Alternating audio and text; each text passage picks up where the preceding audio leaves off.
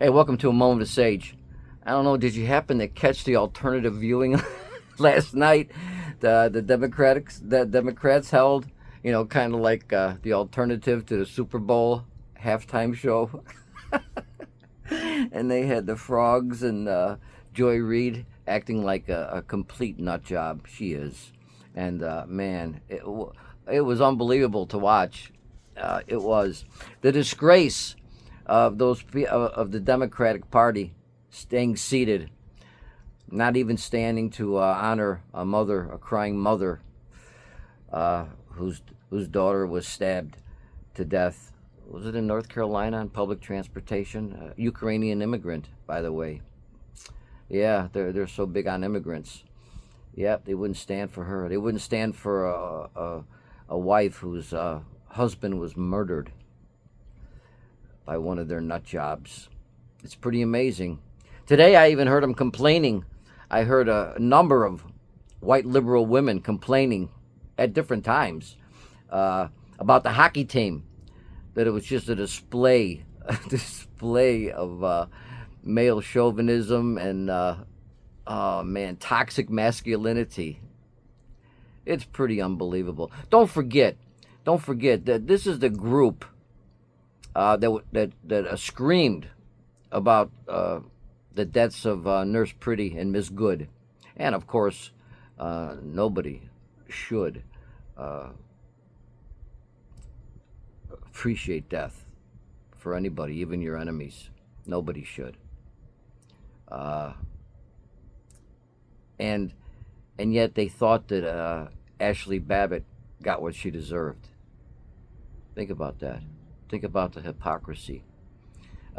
This is the group that screamed bloody murder because some of the workers on the Doge product, what they call them, young, what do they call them, young snots and stuff, and they have access to our private information.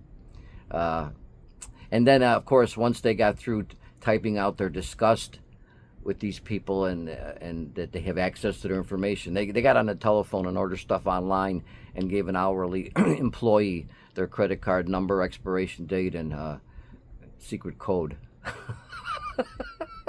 Yes, yes, screaming about the snotty nosed kids uh, working for Doge on the Doge project. That's pretty amazing. But not upset at all to find out that hundreds of millions of dollars is going to countries overseas. That they're footing the bill for circumcisions in third world countries. That doesn't phase them. That doesn't phase them. No, that didn't matter at all. Not upset at all about that.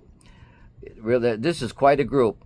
They were deaf, mute, and blind uh, about billions that's been discovered in states for public aid fraud, healthcare fraud, and of course, what comes to your mind? Minnesota right away.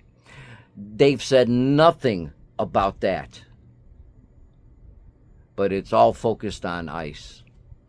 And all ICE is doing is enforcing the law. All ICE is doing is the same thing they did under the Obama administration, and they did it more then. These people are whack. If you're still part of this group, I have to ask and wonder why. You're part of that delusion. It's very sad. And I appreciate, I don't agree with everything Trump says. I voted for him, and he says stuff sometimes. I just go, oh man, I got to scratch my head and go, why'd you say that? And he does that a lot because he shoots from the hip so often. I've done that too. If you come off script and you start looking for things to talk about, you'll say something stupid eventually. And he's done that.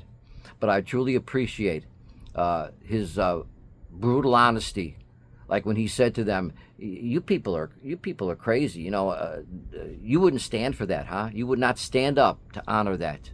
That's how disgraceful that group is." And of course, there was Talib and Omar, screaming. What does she think that she really thinks that helps a lot, huh?